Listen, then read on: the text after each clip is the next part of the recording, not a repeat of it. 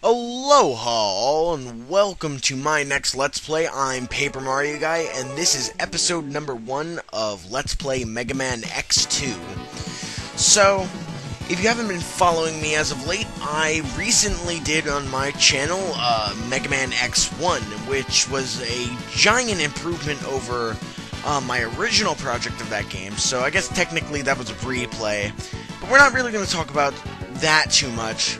Basically, I felt like continuing the X series for at least one more game, possibly X3, but that's up in the air now, and I'm gonna wait for some response from you guys to fully decide, but I'm thinking about going with it, but I still have time to think about that, and we're not concerned about X3, we're not concerned about X1, we're concerned about X2, because this is the game we are playing right now. So, yes, awesome intro is awesome, you know, music and everything, just like last time, and I love it. X2 is a fantastic game, awesome, and I'd recommend it to anybody who likes Mega Man or, well, the X series or Mega Man in general.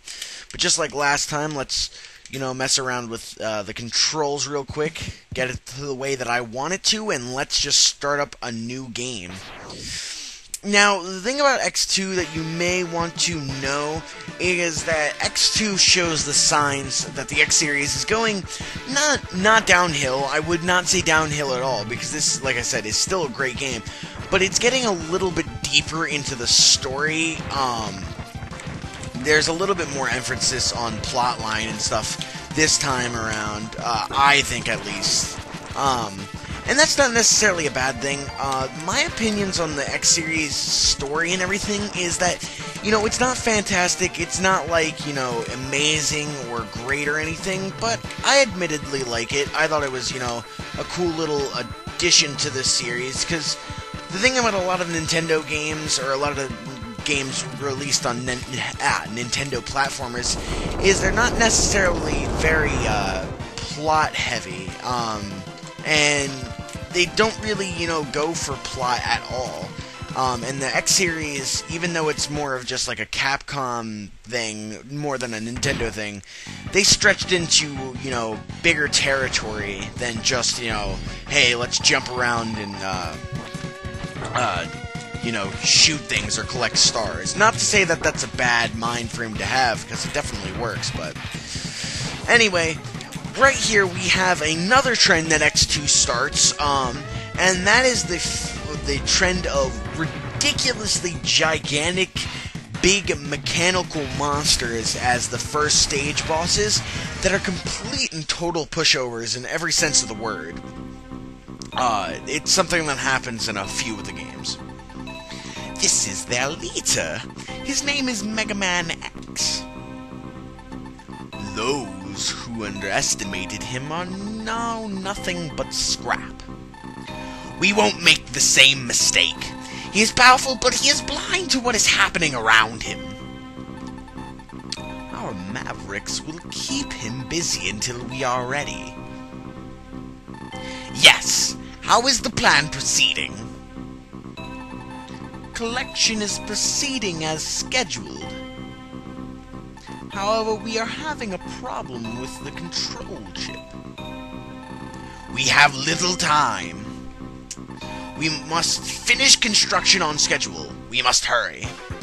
So yes, those three lovely, cheerful gentlemen are Sergies, or Sergies, however you want to pronounce it, it's up to you, Agile, and Violin. Now, they're like any classic trio. You have the smart one, you have the leader one, and then you have the dumb, like, brawn of the group. But anyway, here is Mega Man X2's boss hub, basically. It just gives you, right off the bat, you know, the world thing that they had in the other one, and it kind of tells you where they are, and it gives you a little bit of information on them, not their, like, stats and bios and stuff, but you can turn that off if you want. Anyway, let's jump right into Wire Sponge's stage. And Wire Sponge is generally accepted as one of two starting bosses for the X2. The difference between X2 and X1 is that X1 has pretty easy bosses, in my opinion, and X2's bosses are slightly more difficult, in my opinion. Maybe it's just because I haven't played as much X2 as I have X1, so I'm a little bit more familiar with X1's bosses, but I don't know. Anyway, there are a plethora of reasons why you might want to pick this stage as your first stage. I don't know if it's for the one life, but for me, it's because, okay, Wire Sponge to me is the equivalent of Chill Penguin in this game, in two senses. In the sense that he's an incredibly easy boss compared to the other bosses of the game, at least in my opinion. Besides perhaps Flame Stag, but that's a debate for, you know, something of another time. But the other reason is, like Chill Penguin, you get some pretty good upgrades in Chill Penguin stage, namely the dash. But considering X2 has the dash already,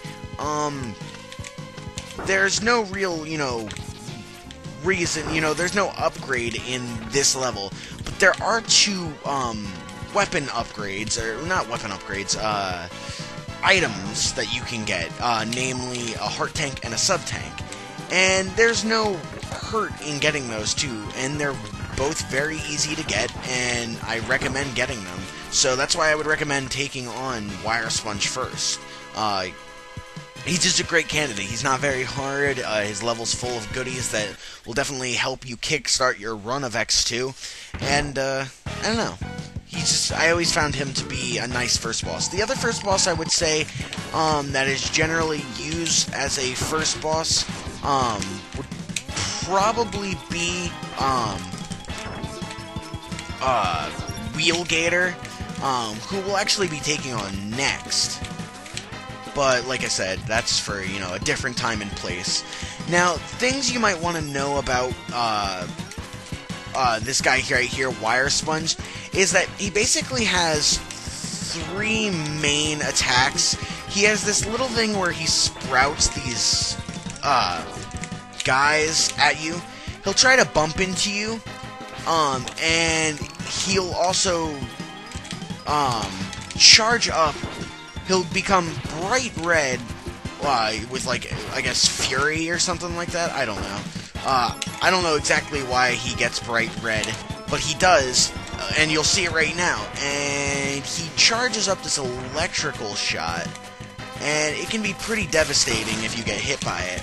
But you just have to dodge him, make sure, you know, that you keep some distance, and he's really not that tough.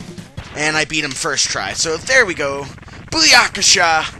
First boss of X2 is down, and quite, it's going a bit quicker than X1, because the opening stage is not nearly as long, and there, you know, I guess there isn't as much dialogue, but I don't know, I would have to go back and watch my X1 thing to, you know, really see which one has more.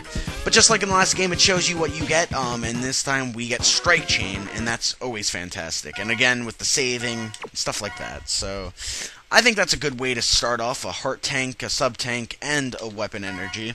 And going into Mr. Wheelgator stage, we will continue with similar progress. We will not be getting a, we will not be getting a sub-tank, but we actually will be getting a heart tank. And if you've played this game and you're wondering how you get the heart tank, you know, without the normal, okay, basically, this level has a spot in it where you can break, basically, you know, it's like sequence breaking in some games. You can get some upgrades, faster than others. One of them, you can actually make that jump, believe it or not, and if you don't believe me, if you've seen Nintendo Capri Sun's LP of this game, you can do it, and I almost did it right there, but I'm not going to spend any time doing that, because I wasted like 5 minutes in an attempt to do this, one day, and it wound up just being a big waste of time, so I'm not going to do that.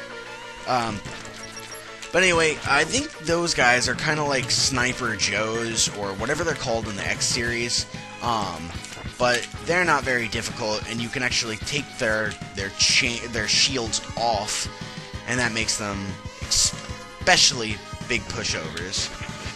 Anyway, here's a giant mech And something, okay, like I did in the X series, was basically just telling some basic things that you might want to know about the stage. Wheel Gator is, if you haven't guessed it already, weak to Strike Chain, which is, you know, fantastic because this is a good level to take on after, even if you don't have the Strike Chain. So it's a good first boss candidate, and it's also a good just candidate for a level 2 face. But anyway, here's where you can break it. Okay, now over here, normally you need 2 upgrades. You need to have Beaten Flame Stack, and you need the X Armor upgrade, or, yeah, Arm Cannon upgrade. But you can actually do it like this. Jump and get this guy to shoot you, and you can jump on top of those spikes. And I died anyway. I didn't mean to die. I had a successful run of it where I actually got it without dying, and then I went ahead and died anyway.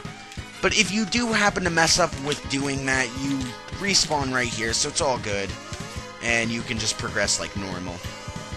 But that's a useful tip if you're, you know, trying to do a speedy run of this game.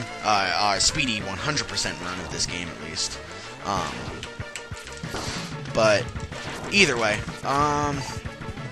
we're just gonna continue to progress. Now, my opinions of where I would put X2 in my favorite X game, like out of all my X games, I personally would put X2 as my second favorite X game. My first, of course, being Mega Man X1. Call it nostalgia, or say it's for nostalgic reasons, or whatever you want to say, but I personally just like X1 better. I think it has just better music, and I like the bosses a bit better. I mean, I love Vile, and I love, you know, Boomer Kuwanger, and, what's-his-face, Storm Eagle, so, you know, these... You know, there's some fun bosses, I won't lie, you know, they're not all bad, but I just don't think they really compare to the X1 bosses. But again, I guess it's all preference. But yeah, I'd probably put this game second, and then X3 third. I think they just got progressively worse, and the only game that was better than a predecessor, I think, was X8. X8 was definitely better than X7. I'll give it that.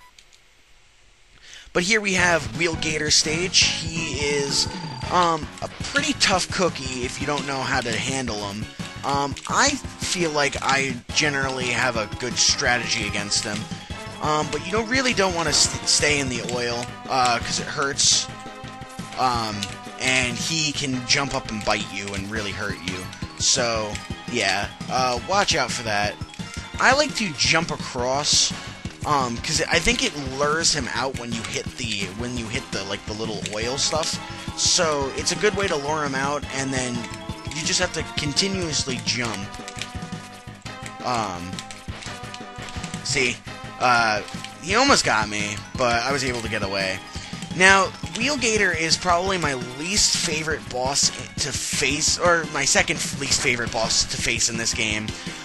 Mainly because he's really tedious and annoying, and he takes, like, forever and a day to beat.